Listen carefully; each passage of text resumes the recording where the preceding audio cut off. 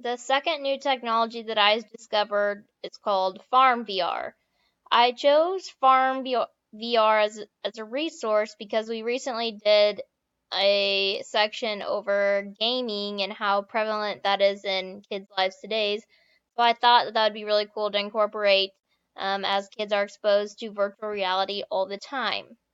My purpose with this, being an agriculture education teacher, I love teaching kids about agriculture, and there's so many misconceptions out there, and there's so many people that don't really know what agriculture is or where it comes from.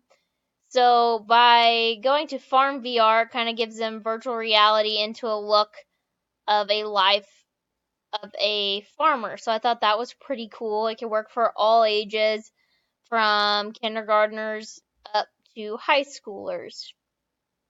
The intended audience in this setting would be students, but again, it could also work for anyone because the world today thinks farmers are trying to kill them instead of feed them. So there's a lot of things everybody can learn.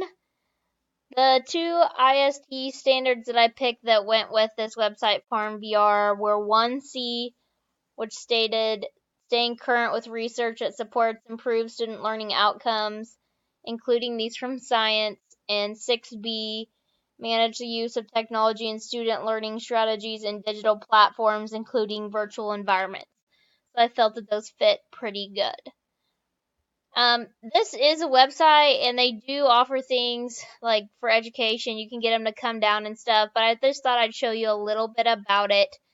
So if you scroll down,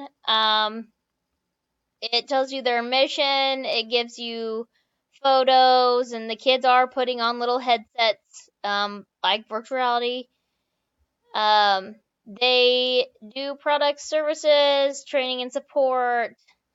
They do workshops, speaking, things like that. But they also have these videos that you can click on that just shows you some things about agriculture that you might be teaching that kids have no idea. And then again, it gives pictures through that.